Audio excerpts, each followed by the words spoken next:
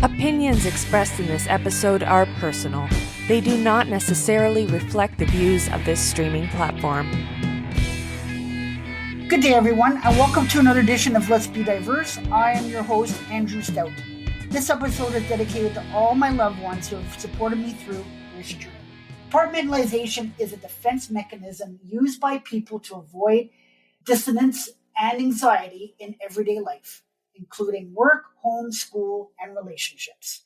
Today, we're going to be talking about compartmentalization.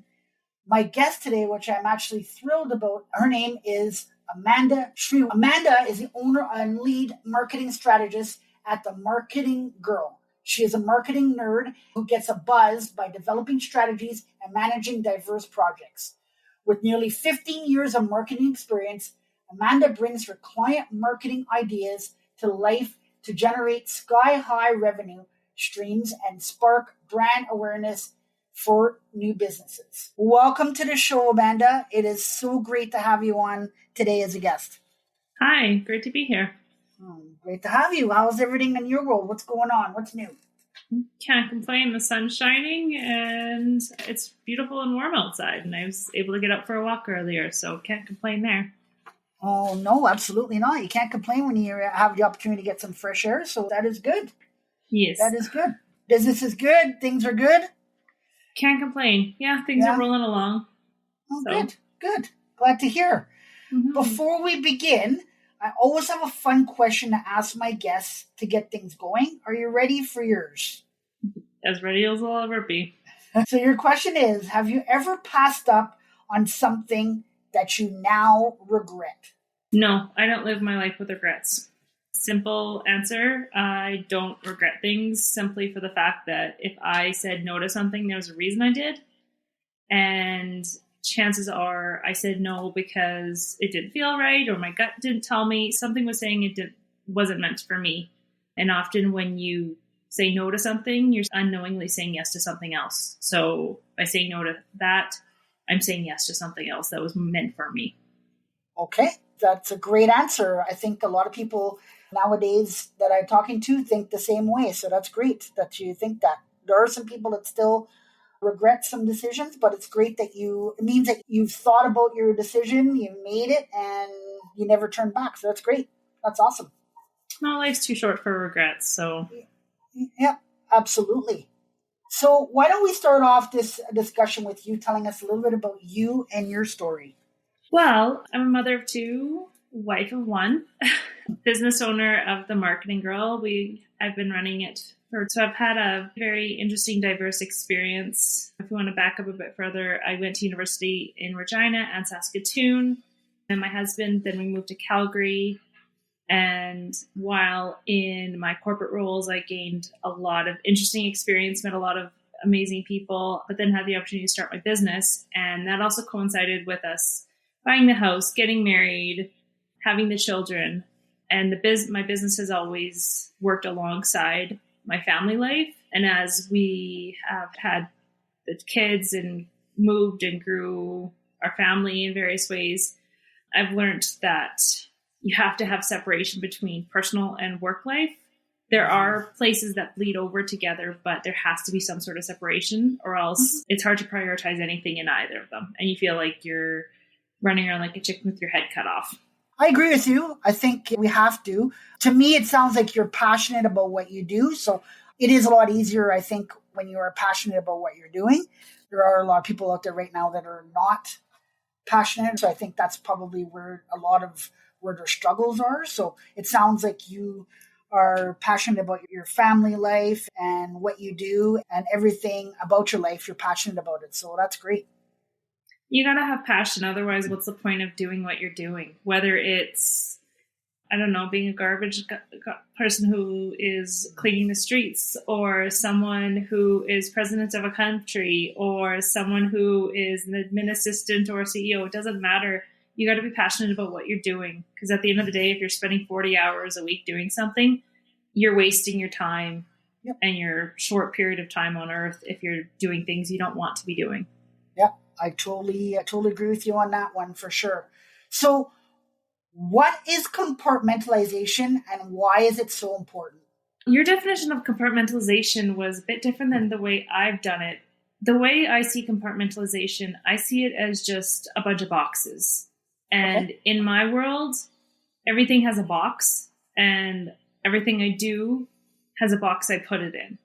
And whether it's a family box, an Amanda box, the marketing girl box, or a volunteer role I'm in, everything has a box. Mm-hmm. And I've always done this since I was a kid, whether it was an emotional compartmentalization because I had to get through something. I don't believe in stifling emotions, but I also believe that there's a time and a place for them to feel and process and all that. And sometimes you have to put it in a box for a little bit till you can come into a space that you can take it out, process it, and deal with it in a healthy way.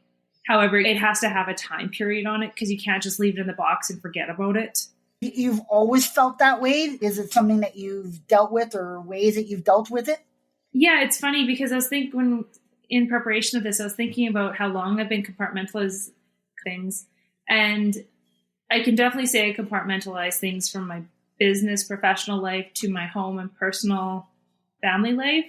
But I honestly have been my entire life. So I compartmentalize my school from my work, from my personal, because everything has had a box. Who I was as a student was very different than somewhat how I was outside of school. Like in high school, I was a very diligent student, but after school, I wanted to let loose and be a kid, and I would. And as I grew up, you're also dealing with sometimes big emotions. And Right. when I was stressing out about an exam, for an example, I couldn't have a freak out right then and there. So I put it in a box, wrote the exam, dealt with the emotions after. That's amazing that you're able to separate everything. Yet not a lot of people can do that. So I know myself, I couldn't. Sometimes stuff gets to me, but it's not often. But every once in a while, there is some times where stuff gets to me. And once I get through it, you're right, then it's better. But you can worry, how am I going to do this? How am I going to do that? How am I going to do that? So it sounds like you got a good plan and sounds like you got good structure. So that's good. I'm impressed. I don't know, it's a skill I've been doing my entire life. So to me, it's like breathing. Well, we all need to breathe too. So that's a good thing as well. Yeah, I think it's important because otherwise sometimes you are reacting to something as an emotional response when sometimes you need to be leading with your head. Right. And especially being a business owner, for an example, if I led with every feeling I had in a meeting, sometimes it'd be unprofessional. Right. Or if a client says something, I'm like, don't know if I'd go that way. But if I said that, that's probably not the most professional thing. So you know what? If I kind of took it the wrong way, or if what they were doing wasn't something I agreed with, I put it in a box and be like, oh, okay, I'm going to deal with that later. Because obviously that's something that isn't going to help the situation right now. Right, exactly. So how do we compartmentalize our tasks at work? I time block. I find that's the best way of going about it. So I think everyone learned how to time block or compartmentalize in some form during COVID, because your home and your personal and home life a lot of time merged with your professional work life. Your home became your office. And I know a lot of people who struggled with it significantly initially. Over time, they found their stride. But I think it's very important to time block and separate your work from your home. Like in my current home, I have an office and nothing else is allowed in here unless it's a business function.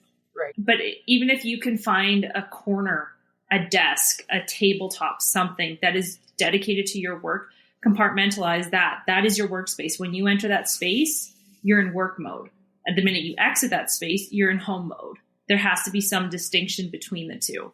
And trying to just, going back to your question about tasks, I time block. So for an example, monthly, I block off time for my accounting. So I compartmentalize it. Like, I mean, I might have accounting stuff come into me middle of the month, but I'm like, okay, I block time off into that at the end of the month to deal with all of that.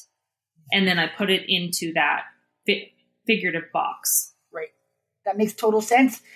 And I agree with you. When during the pandemic, I think everything just all into one bubble. And we were work, home, taking care of the kids, supper, and work. And then this tasks, groceries, everything was all in one bubble. So I like the fact that you mentioned that at home you have your office, nothing goes in there unless it's business orientated. I know myself, when I have a task or I have stuff that I need to do, if my phone is ringing, if I have emails and stuff like that, I pretty much just ask myself, does it have anything to do with what I'm doing right now? And if it doesn't, then I just let it go and continue with my tasks and go back to checking it after. Unless I'm expecting something, or unless it's a call, or I see it's a family member and it's an emergency, they've called like 2-3 times, and yes, you'll probably answer it. But I think for myself, just taking specific time, this is what I'm doing right now, and concentrate on that until that task is done, and then you move on to the next task.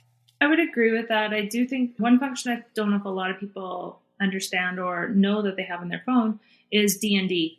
It's do not disturb mode. Basically, I turn that on so I do a lot of creative writing, I do a lot of creative function, I do a lot of creative tasks. So it requires me, or sometimes it's project management where I'm very entrenched into a project and I need to focus on it right then and there. And any external distractions pull me out of that mode. And sometimes it's hard to sink back into that mode. And for myself personally, I find those tasks are best to get done in the morning. So the minute I sit down at my desk, I put on Do Not Disturb. I outline the task, get done, and I put my head down and focus on completing that task.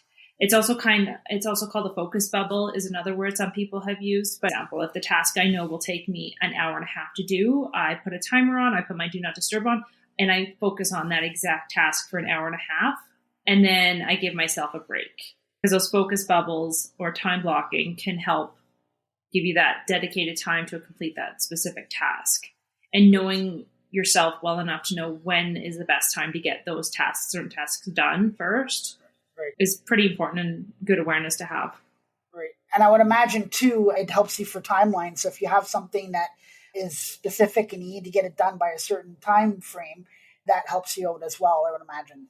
Yes, absolutely. I manage a number of clients, so sometimes there's competing deadlines. And so I have to learn to prioritize what has to get out the door sooner than later or first. And sometimes a client has a fire that they need help putting out. So that's where I have to learn. I put on a focus bubble or compartmentalize. Is this something that needs to be dealt with now or later? And then that's where it gets put into that box. Like, okay, it can be dealt with 2 hours from now. It's gotten in that box. I need to deal with this right now. That makes total sense. So let me ask you, what do you think the difference is between compartmentalize and organize? Again, I think I'm a visual person. So for me, compartmentalization is blocks or boxes, whereas organization is putting things in different piles. That's a good question. To me, organization is sorting through things and organizing it in like-minded things. Whereas compartmentalization sometimes means prioritizing simultaneously. So it's putting it in a box and then also putting a timeline on that box. So in your work, do you find you compart a lot, or you organize a lot, or you do a little bit of both at the same time? I do a bit of both, but just on a regular basis, compartmentalization is my go-to. So, and I do think it's very important. So for an example, going back to compartmentalizing work from home, working from home, I could easily see dishes that need to be done. Right. And I could use that as a distraction, but that's where I have to put my boundary up and be like, nope, that's that. For a while, I did struggle with separating work from home, and one bled into the other. And it became very challenging because I would be working on stuff in the evenings because I was busy working on home things in the evenings. Right. Meanwhile, I'm not spending time with my kids. Right. And so I was checking my phone when I was with them. I was responding to emails when I was with them, and I didn't like it. And so that's where I said, I'm like, whoa, I got to start blocking off designated work and home time and spaces. And that helped me delineate my focus for those time frames and that space I was in. So when I'm in my office, my kids know I'm working. Do not disturb. It's very rare you'll see me in my office in the evenings, unless there's something very vital that I'm working on. But my kids know that if I'm in here, it's work time. But if mommy's out there, I'm there. I'm a mom. And I think that's important too, because there's people are working from home and then there's people working in the office. And I think it's exactly like you said, I think it's the same thing. I think when there's a lot of people who carry a cell phone with them, it's a company phone. So they have two phones. They have their own phone and they have a company phone. And the company phone, the emails are always going off in the evening. So you're absolutely right. You never separate from work. And when you're at work, you never separate from home because you're getting texts from home or my kid's sick or I got to go home because this, or then I got to take my car in, or I got this, whatever. So I think you have to kind of separate the two. I think just for mental health reasons and for well-being, I think you have to separate the two or else you're just going to go crazy.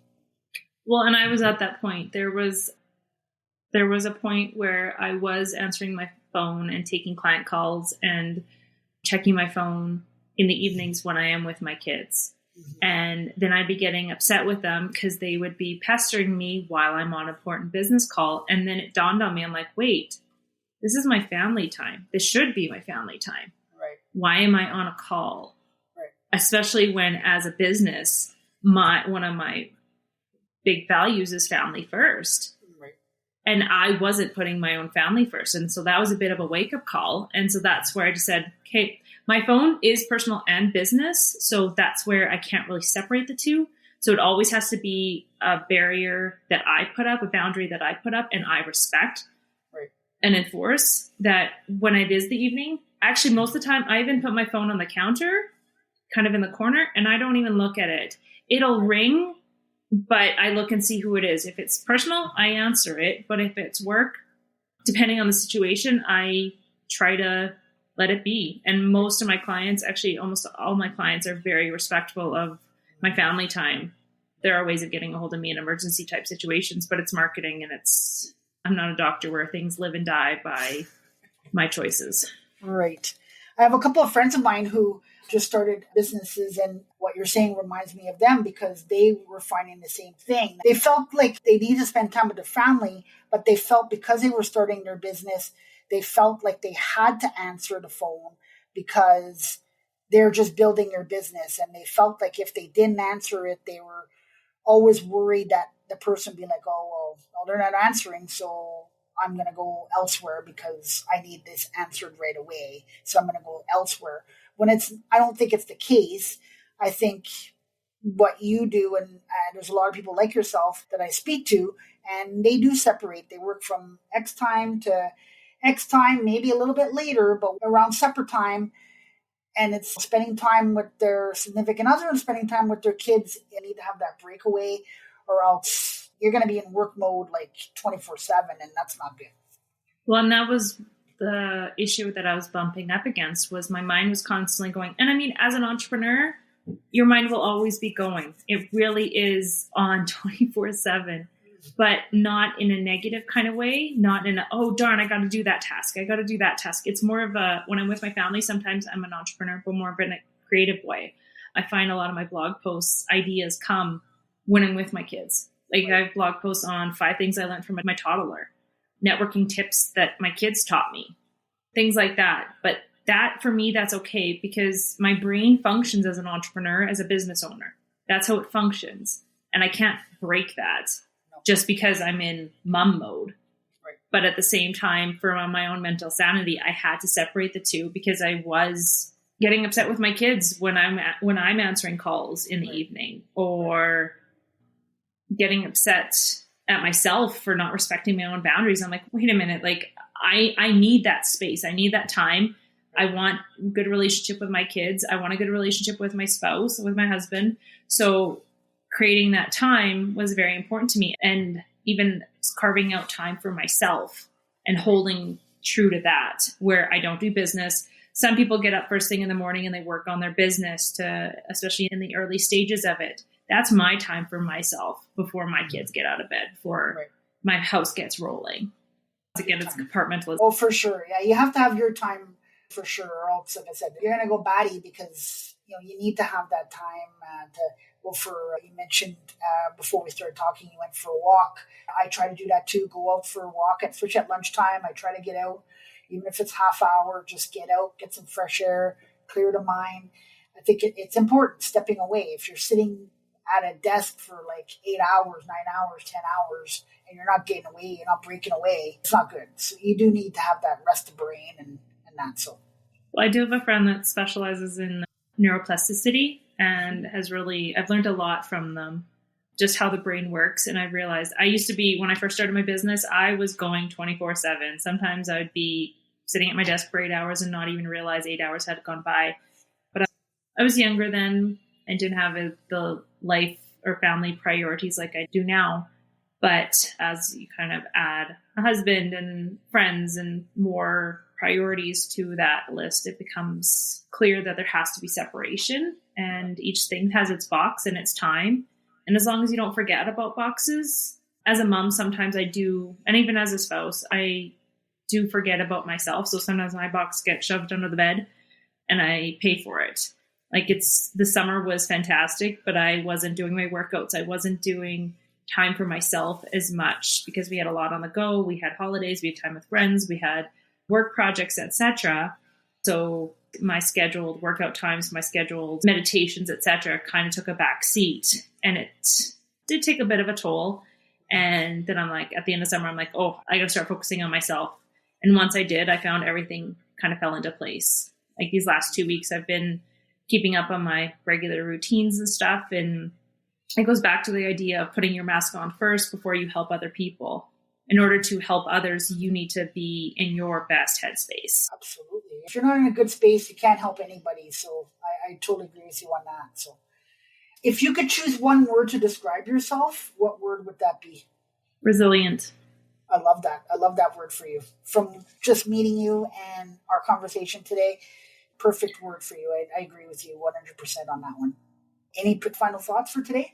I will just say compartmentalization is is a skill that takes time to learn. And it doesn't work for everybody, but I do encourage you to try it, whether it's compartmentalizing your workday into different tasks or compartmentalizing your work, life, home, personal time. I find it just helps you emotionally focus your energy in the most effective way to each area of your life when you know when you need to focus it. And it prevents you from bleeding out into other areas. Like, I don't know, as an individual, I do have a lot of competing priorities, and this helps me prioritize what's important at that point in time and focus all my energy on it so I don't multitask 6 different ways and do everything halfway. Now I can give 100% to that specific task at a time. I firmly believe that we can't multitask. Our brains are functioned to be linear. So at the end of the day, when you can focus one way on one thing and complete it, or at least get headway on it, you are doing everyone involved in that specific thing a great service. I love that. Well, I want to take the time to thank you for joining me today. We spoke a couple of times and you were gung-ho, ready to go, ready to fit it in and come on. And I just love the fact that you were ready to do this today. So thank you. I just love your tips. I love everything that you offered. I love the fact that you were so clear and personable today. So thank you very much again for joining us today. Thank you for having me. You're all very the best, welcome. Everyone. You're very welcome. So on behalf of myself and my guests today, Amanda, I'd like to thank you all for joining me today. And until next time, be safe. And just remember, if we all work together, we can accomplish anything. You have been listening to Let's Be Diverse with Andrew Stout. To stay up to date with future content, hit subscribe